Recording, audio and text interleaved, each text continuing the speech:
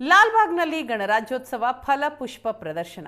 ಈ ಬಾರಿ ತೇಜಸ್ವಿ ವಿಸ್ಮಯ ಪರಿಕಲ್ಪನೆಯ ಅನಾವರಣಗೊಂಡಿದೆ. ಇವತ್ತಿನಿಂದ ಜನವರಿ 26ರವರೆಗೂ ಕೂಡ ಈ ಫಲಪುಷ್ಪ ಪ್ರದರ್ಶನ ನಡೆಯಲಿದೆ. ಫಲಪುಷ್ಪ ಪ್ರದರ್ಶನದಲ್ಲಿ ತೇಜಸ್ವಿ ಅವರಿಗೆ ಪುಷ್ಪ ಗೌರವ, ಜೀವನ, ಸಾಧನೆ, ಪ್ರಕೃತಿಗಳೊಂದಿಗಿನ ಒಡನಾಟ ಅನಾವರಣಗೊಂಡಿದೆ.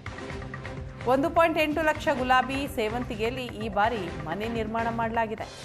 ಈ ಬಾರಿಯ ಫಲಪುಷ್ಪ ಪ್ರದರ್ಶನಕ್ಕೆ 3.2 ಕೋಟಿ ರೂಪಾಯಿ ವೆಚ್ಚ ಮಾಡಲಾಗಿದೆ. 10 ಲಕ್ಷಕ್ಕೂ ಹೆಚ್ಚು ಜನರು ಫಲಪುಷ್ಪಕ್ಕೆ ಭೇಟಿ ನೀಡೋ ಸಾಧ್ಯತೆ ಇದೆ.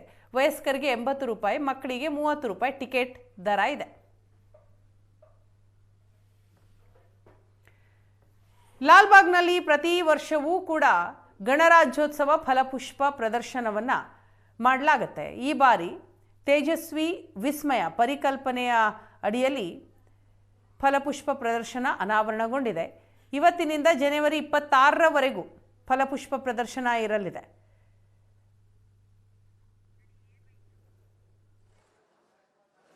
ತೇಜಸ್ವಿ ಅವರು ಬೆಂಗಳೂರಿಗೆ ಮೈಸೂರಿಗೆ ಸೀಮಿತವಾದವರಲ್ಲ. ಅವರ ಉಸಿರು ಇದ್ದಿದ್ದೇನೆ ಮಲೆನಾಡಲ್ಲಿ.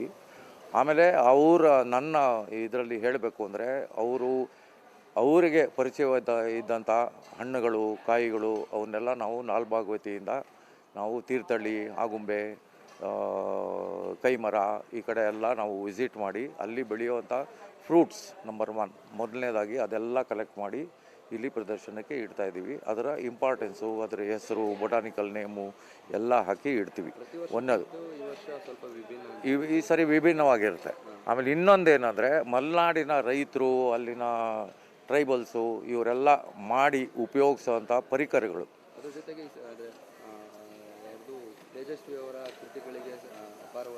ಅವರ ತೇಜಸ್ವಿ ಅವರ ಕೃತಿಗಳಲ್ಲಿ ನೀವು ಓದಿದ್ರೆ ನಾವು ಇಟ್ಟಿರೋ ಈ ಎಕ್ಸಿಬಿಟ್ಸು ಎಲ್ಲನೂ ನಾವು ತರಕ್ಕೆ ಪ್ರಯತ್ನ ಮಾಡಿ ಇಟ್ಟಿದ್ದೀವಿ. ಈವನ್ ಬುಟ್ಟಿ ಇರ್ಬೋದು, ಫ್ರೂಟ್ಸ್ ಈಗ ಈ ಸೀಸನ್ನಲ್ಲಿ ಬಿಟ್ಟಿರೋವಂಥ 30ಕ್ಕೂ ಹೆಚ್ಚು ನಾವು ಫ್ರೂಟ್ಸನ್ನು ಕಲೆಕ್ಟ್ ಮಾಡಿಕೊಂಡು ಬಂದಿದ್ದೀವಿ. ಫಾರೆಸ್ಟ್ ಡಿಪಾರ್ಟ್ಮೆಂಟು ಇವರು ಎಲ್ಲರನ್ನೂ ಕೇಳಿ ಎಲ್ಲ ಮಾಡ್ಕೊಂಡು ಬಂದಿದ್ದೀವಿ. ಅದನ್ನು ಬೊಟಾನಿಕಲ್ಲಿ ಐಡೆಂಟಿಫೈ ಮಾಡಿ ಅದರದ್ದು ಕನ್ನಡದಲ್ಲಿ ಏನಿದೆ ಅದನ್ನು ಅಷ್ಟು ಹಾಕ್ತೀವಿ. ಮುಖ್ಯವಾದ್ದು ಅಂದರೆ ಈ ಪರಿಕರಗಳು, ಅದು ಬೆಂಗಳೂರಿನವ್ರಿಗೆ ನೋಡಿರೋಕ್ಕೆ ಸಾಧ್ಯನೇ ಇಲ್ಲ. ಮಲೆನಾಡಲ್ಲೂ ಈಗ ಅದೆಲ್ಲ ಒಂದು ರೇರ್ ಆಗ್ತಾಯಿದೆ. ಆ ಥರದನ್ನು ಟ್ರೈಬಲ್ಸ್ನ ಕಾಂಟ್ಯಾಕ್ಟ್ ಮಾಡಿ ಬುಟ್ಟಿಗಳನ್ನ ಒರಿಜಿನಲ್ ಬೆತ್ತದ್ದು, ಈವನ್ ಪೊರ್ಕೆ ಕೂಡ ಅರಿಂಗಾ ವೈಟೆ ಅನ್ನೋ ಒಂದು ಪಾಮಲ್ಲಿ ಮಾಡ್ತಾರವರು, ಅವ್ರನ್ನೂ ಕಾಂಟ್ಯಾಕ್ಟ್ ಮಾಡಿ ಒಂದು ಪೊರ್ಕೆ ಸಮಾತ ತೊಗೊಂಬಂದಿದ್ವಿ. ಇಷ್ಟನ್ನು ನಾವು ತೇಜಸ್ವಿಯವರ ನೆನಪಿಗೋಸ್ಕರ ತಂದು ಇಲ್ಲಿ ಇಟ್ಟಿದ್ದೀವಿ.